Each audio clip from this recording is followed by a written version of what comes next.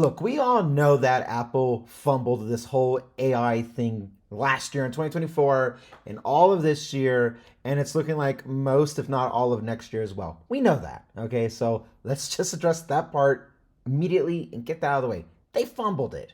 They really did. And it's not the first time they fumbled stuff. They fumbled things with the AirPower, the mat that was supposed to wirelessly charge your phone, your AirPods, and your Apple Watch all at once, no matter how you lay it down. They fumbled that. And in the birth of that, they made MagSafe, which I think is actually a better utility out of using wireless charging and accessories, i.e., filming on my phone with MagSafe right now. And many other things has happened in the history of Apple where they'll fumble things. But you don't become a multi-trillion dollar company, one of the most profitable companies in the world, without making a few mistakes from time to time. Everybody makes mistakes. And yes, they have slipped from being number one most valuable, most profitable company by market cap in the world to number three. Microsoft and Nvidia are in front of Apple at this moment, but it really doesn't matter because at the end of the day, it's not about the AI.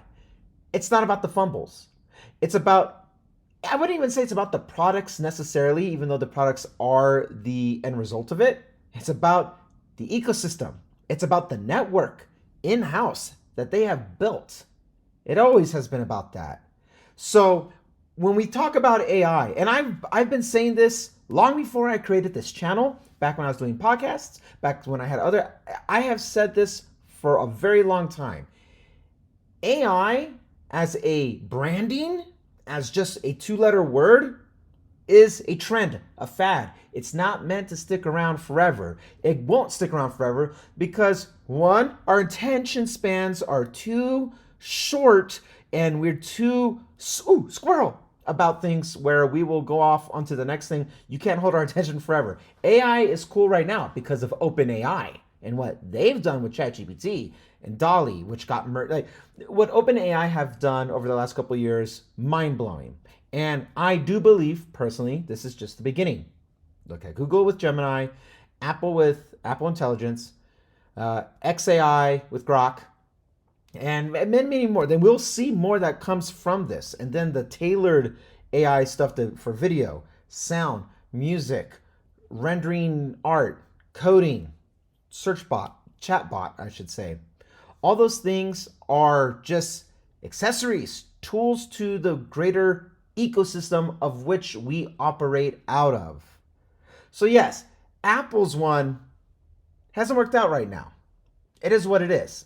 But luckily, with the App Store, or if you're on a Mac through a .com, you're not restricted to just using Siri. Thank God you're not restricted to just using that. You have all these different options. I use them, you use them. And they're just a piece of the bigger puzzle here. It's a bigger piece to the overall product that's here. Apple, as of right now, makes half, or less or more, give or take, of their revenue from services and subscriptions. That's what Tim Cook's version of Apple was meant to be, and he went towards that, and now that makes up about half. Or I would say, last number I saw, I think it was just a little over half. And also, the next greatest thing is the iPhone. It's hardware. It's hardware as a whole. And then it trickles down, trickle down, trickle down. But what they all have in common isn't just a singularity of a product or a software service. It's the ecosystem. That's how Apple became the GOAT. That's why everybody likes attacking Apple. It's funny because I am open-minded about appreciating the hardware that comes from outside of Apple. I appreciate Android for what it is. They compete and they push Apple to do better and vice versa. Everybody copies somebody. And I had an argument in a video a while ago where this guy was like, name one thing that Apple has ever created. Stop. Maybe the whole splitting hair things. Everybody copies everybody based off of its success and based off of its popularity of it. And based off of how profitable it is, raising prices, removing ports, build material with titanium, right? Siri being the first voice assistant with the iPhone 4S, and then completely just they dropped the ball on that. That's another one where they botched that whole space. They just messed it up. So, but it doesn't matter because then it forces competition and improvement in the products for what it is. So I can appreciate what it is out there, but at the end of the day, everybody everybody compares themselves to Apple. That's not a coincidence and that's not an accident. They are the most profitable, the most valuable out of most for a reason. For more or less, I would say the right reasons historically.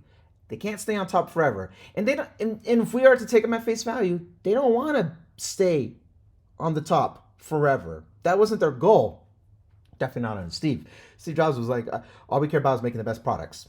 Tim Cook is more business, more operational. You know, he's like, no, here's how we can really stretch the design, the body language of the iPhone 6 that turned into the SE for 3 generations. And like, here's how we really stretch this look. So Tim Cook is a supply chain master for what it is. But at the end of the day, botching all the things considered, there's no other ecosystem I would want to be a part of. And it's not even because I'm filming this on my phone through continuity cam and it's going into my OBS that's here, which is then on my Mac. And so I have my Mac right here and I'm using my mic on my Mac to record all this. And this all is collaborative while I'm always having my iPad at the ready, notes and all that I can look at. This right here is just how I like to use it personally, but then you got the wearables with Apple Watch, the AirPods. I mean, even the AirTags are meant to be more vibrant than just using a tile or any competitor that has to do with finding your stuff out in the world. And the more you invest in an ecosystem, the better the output should be. And Apple hasn't botched the ecosystem. We'll criticize design language. People don't like liquid glass, or then they really like it. We'll criticize failed attempts at hardware launches, albeit AirPower or whatever. We will, or Project Titan for Apple's attempt at making a driverless EV. We'll criticize AI and the botch of Apple Intelligence and everything that has to do with the great S. Sorry. I'm not trying to activate my voice assistant anymore. We can criticize it because we care and we want to see a better improvement. And then when we see what everyone else is doing, great. But we can still bring those outside elements in here. There's no other place where I would want to work at in regards to utilizing the tools to make my content. I use Final Cut for all of this. And I use Logic for all my music. I wouldn't want to use another subscription, I wouldn't want to use another company's audio stuff or video stuff. One, because it is a subscription. I hate subscriptions. And right now they're not charging for a subscription, but also it's because I like how incorporated everything is. But there's always room for improvement. But it doesn't matter. We on the inside of the ecosystem criticize Apple for what it is because we want to see them be better. We want to see the products and the end results live up to the expectations. And I think they want that too. So we're hard because we care. We are firm because we care. And we're strict sometimes because we care. So all the other outside noise of like, oh, just shut it up, whatever, like, that is, from my observations, a place of insecurity from everybody else with jealousy. For me, it is strictly because I believe in the end result of what can be. So yes, they did drop the ball many times, maybe even fall from grace. They're probably not the best version of themselves as we want them to be, or maybe where they have been before, but that is also expected. And given all that, still, there's nowhere else I would rather be in my tech universe